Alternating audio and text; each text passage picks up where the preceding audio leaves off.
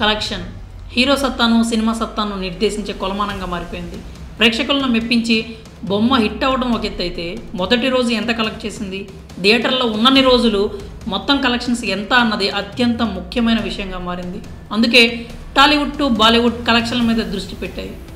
కలెక్షన్లను సాధించే విషయంలో బాలీవుడ్లోని ఓ mafia gang ఎత్తులు పై ఎత్తులు వేస్తూ ఉంటుంది.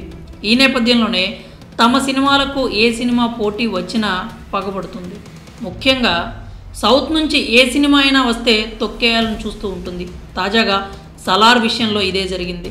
సలార్ డిసెంబర్ 22వ తేదీన ప్రేక్షకుల ముందుకు రాగా, షారుఖ్ ఖాన్ నటించిన డంకీ మూవీ డిసెంబర్ 21న ప్రేక్షకుల ముందుకు వచ్చింది. రెండు సినిమాల మధ్య థియేటర్ల విషయంలో గొడవ మొదలైంది. డంకీ సినిమా నిర్మాతలు సలార్కు నార్త్లో థియేటర్లు దొరకకుండా చేయడానికి విశ్వ ప్రయత్నాలే చేశారు. అందులో చాలా వరకు సఫలం కూడా అయ్యాయి. సౌత్తో పోలిస్తే నార్త్లో సలార్కు ఎక్కువ క్రేజ్ ఉన్నా కూడా థియేటర్లు ఎక్కువగా దొరకలేదు. అయినప్పటికీ సలార్ వసూళ్లను ఆపడం డంకీ తరం కాలేదు.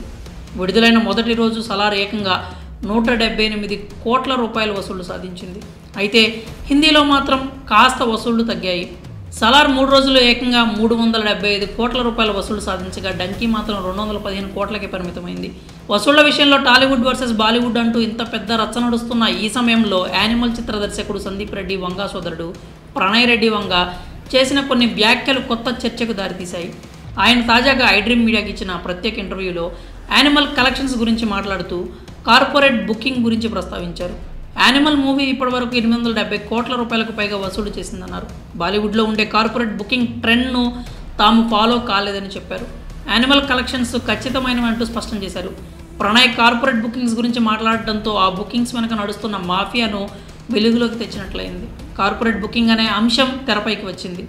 స్టార్ హీరోల సినిమా విడుదలకు సిద్ధమైనప్పుడు క్రేజ్ ఉండడం పరిపాటి. ఫ్యాన్స్తో పాటు సగటు సినీ ప్రేక్షకుల్లో చాలామంది మొదటి రోజే మూవీ చూడటానికి ఎంతో ఆసక్తి చూపుతూ ఉంటారు. బుకింగ్స్ అందుబాటులోకి రాగానే ఎగబడి టికెట్స్ కొనేస్తూ ఉంటారు. ఇదంతా ఒక ఎత్తు అయితే కొన్ని కార్పొరేట్ కంపెనీలు కూడా తమ సంస్థ నుంచి పెద్ద మొత్తంలో సినిమా టికెట్స్ కొంటూ ఉంటాయి. సంస్థ స్థాయిని బట్టి టికెట్స్ బుక్ చేస్తూ ఉంటుంది. తమ కంపెనీలో పనిచేసే ఉద్యోగులకు వాటిని కానుకగా ఇస్తూ ఉంటాయి. దీన్నే కార్పొరేట్ బుకింగ్ అంటారు. అయితే ఈ కార్పొరేట్ బుకింగ్ బాలీవుడ్లో పెద్ద మాఫియాగా మారిపోయింది. బాలీవుడ్ కాంత్రయంతో పాటు మరికొంతమంది కలెక్షన్స్ కోసం కార్పొరేట్ బుకింగ్ను ఆశ్రయిస్తున్నారు. సినిమా విడుదల సమయంలో కొన్ని కంపెనీల నుంచి వీరే పెద్ద మొత్తంలో టికెట్స్ కొంటారు. సాధారణంగా అయితే ఆయా కంపెనీలు డిస్కౌంట్ రేటుకు టికెట్లు తీసుకుంటూ ఉంటాయి. కానీ ఇక్కడ మాత్రం సాధారణ టికెట్ ధర కంటే ఎక్కువ మొత్తం డబ్బులు ఇచ్చి టికెట్స్ను కొంటూ ఉంటారు. ఒక్కో టికెట్ ధర మార్కెట్లో 100 రూపాయలు ఉంటే వీళ్ళు మాత్రం 1000 రూపాయలు ఇచ్చి టికెట్ కొంటున్నారు. దీని కారణంగా కలెక్షన్స్ పెరిగిపోతూ ఉన్నాయి. బాలీవుడ్లో సూపర్ స్టార్లుగా వెలుగొందుతున్న చాలామంది ఈ ప్రాసెస్ను ఎక్కువగా ఫాలో అవుతున్నారు. ఒక రకంగా దొంగ కలెక్షన్స్ను తమ ఖాతాలో వేసుకుంటున్నారు. ఈ మాఫియా కారణంగా బాలీవుడ్లోని స్టార్ నిర్మాతలు హీరోలు చాలా రకాలుగా లాభపడుతున్నారు. కొన్నిసార్లు స్పెషల్ టికెట్లు కూడా అందుబాటులోకి వస్తూ ఉంటాయి. ఇవి సాధారణ టికెట్ కంటే కూడా భారీ ధర ఉంటాయి. మార్కెట్లో 200 రూపాయలు ఉండే టికెట్ ధర స్పెషల్ టికెట్ల విషయంలో 20,000 ఉంటుంది. ఇలా 100 టికెట్లు అమ్మితే చాలు ఒక థియేటర్ నుంచి ఏకంగా 20 లక్షల రూపాయల వసూళ్లు వచ్చి పడతాయి. బాలీవుడ్లో అట్టర్ ఫ్లాప్ అయిన స్టార్ల సినిమాలు భారీ కలెక్షన్స్ కొల్లగొట్టడం వెనక రహస్యం ఇదేనని సోషల్ మీడియాలో పెద్ద ఎత్తున చర్చ జరుగుతోంది. ఓ నెటిజన్ జవాన్ విడుదల సమయంలో షారుఖ్ ఖాన్కు ఇదే ప్రశ్న సంధించాడు. దీంతో షారుఖ్ ఖాన్ సీరియస్ అయ్యాడు.